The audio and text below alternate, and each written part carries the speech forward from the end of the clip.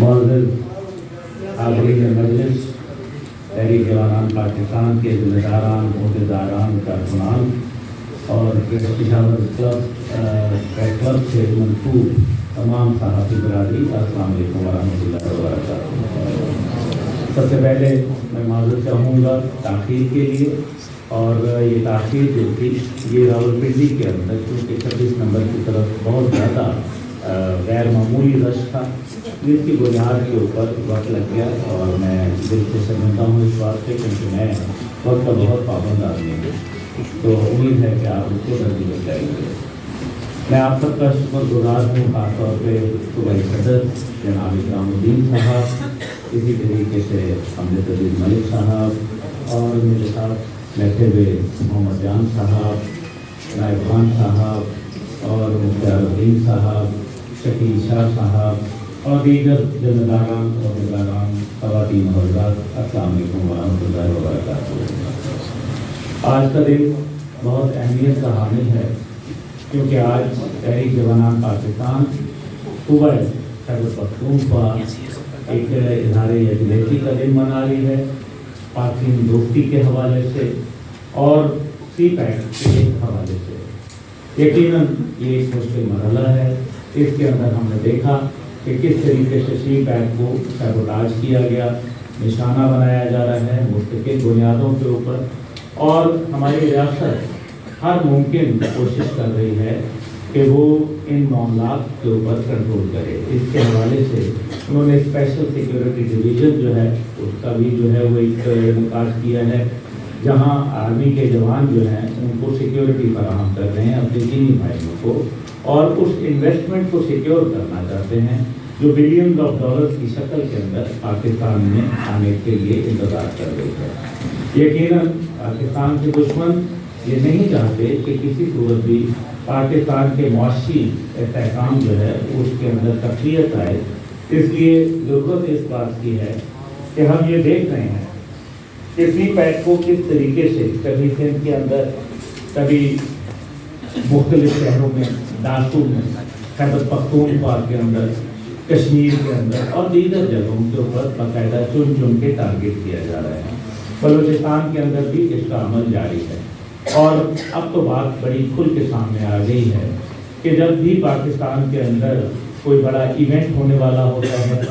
چینی قیادت پاکستان کی طرف آ رہی ہوتی ہے، یا اسی طریقے سے جو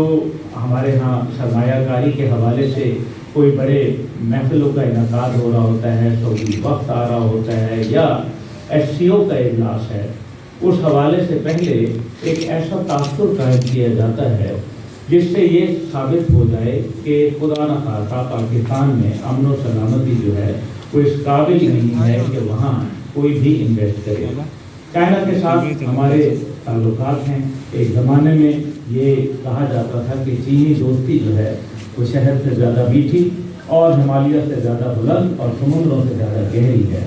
لیکن جب سے صدر شی جن پنگ آئے انہوں نے ایک نیا نام دیا، اور یہ بڑا حیران کن نام ہے، کیونکہ ایک غیر مذہب کے درمیان میں بھائی بندی کا رشتہ قائم کرنا یہ لائق تحسین ہے۔ انہوں نے آہنی بھائی، آئرن بردر کا نام ہمیں دیا، اور الحمدللہ ہم یہ دیکھ رہے ہیں کہ پاک چین دوستی کے حوالے سے ہم نے متعدد منزلیں جو ہیں وہ طے کی ہیں۔ ساتھ ہی ساتھ ہم یہ بھی دیکھ رہے ہیں کہ پاک چین دوستی جو ہے وہ اس وجہ سے لوگوں کو کھٹک رہی ہے، مغرب کو کھٹک رہی ہے بالخصوص، کیونکہ امریکہ یہ جانتا ہے کہ اس کی راہ میں جو رکاوٹ ہے وہ مستقبل کی جو سپر پاور ہے وہ للکار رہی ہے چین کے ذریعے، اور چین کا فرنٹ لائن اتحادی جو ہے وہ پاکستان موجود ہے۔ پاکستان جو کہ دفاعی سطح کے اوپر اپنا لوہا منوا چکا اور عالم اسلام کی واحد نیوکلیئر پاور بن کے ایک سپر پاور کا درجہ حاصل کرتے ہوئے جب وہ معاشی استحکام کی طرف جا رہا ہے، جہاں افغانستان کے حوالے سے اگر ٹریڈ کا دیکھا جائے تو وسطی ایشیائی ممالک میں تجارتی منڈیوں کا جو ایک ہمارے لیے راستہ کھلا ہے، اسی طریقے سے گوادر پورٹ جس کے لیے روس آنا چاہتا تھا گرم پانیوں تک، آج الحمدللہ وہ گوادر ایک مضبوط پورٹ کے طور پر سامنے آیا، اور اسی طریقے سے دیگر پاکستان کے شعبہ ہائے زندگی کے اندر جو تعمیر و ترقی کے منازل ہیں یہ دنیا کو پسند نہیں آ رہی۔ یہ کمبینیشن بڑا ڈیڈلی ہے، ایک طرف چین کی سرمایہ کاری، چین کا پیسہ اور پاکستان کی دفاعی قوت اور اپنے دفاع کو دن بدن مضبوط کرنا،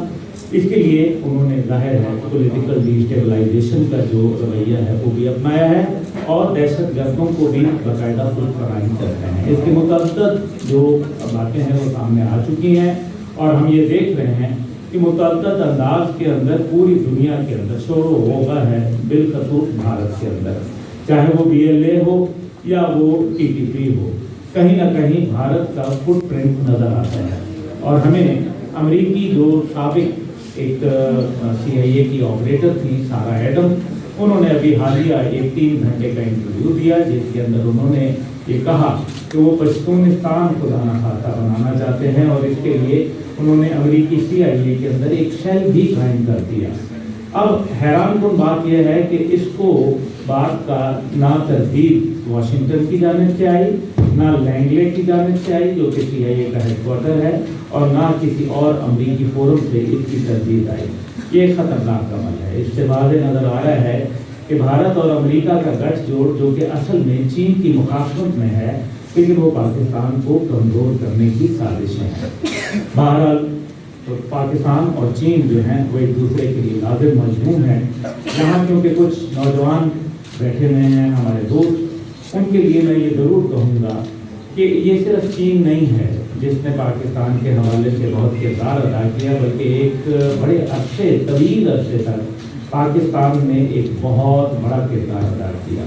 چین جس کے پاس کبھی ایک وقت میں اتنا ایئرپورٹ بھی نہیں تھا کہ ہمارے صدر ایوب خان صاحب کا طیارہ اتر جائے،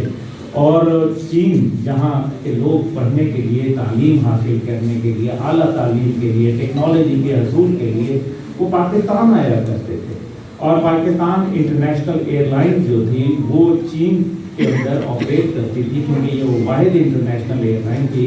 جو چین کو دنیا کے ساتھ کنیکٹ کیے ہوئے تھی۔ اور دیگر شعبۂ زندگی کے اندر جو ہے چین اور پاکستان کا ایک بہت گہرا رشتہ رہا اور آج بھی قائم ہے۔ ٹھیک ہے، ملک کے حالات اوپر نیچے ہوتے رہتے ہیں، انشاءاللہ تعالیٰ چین نے بھی وہ مشکل وقت دیکھا اور پاکستان جو ہے جو کہ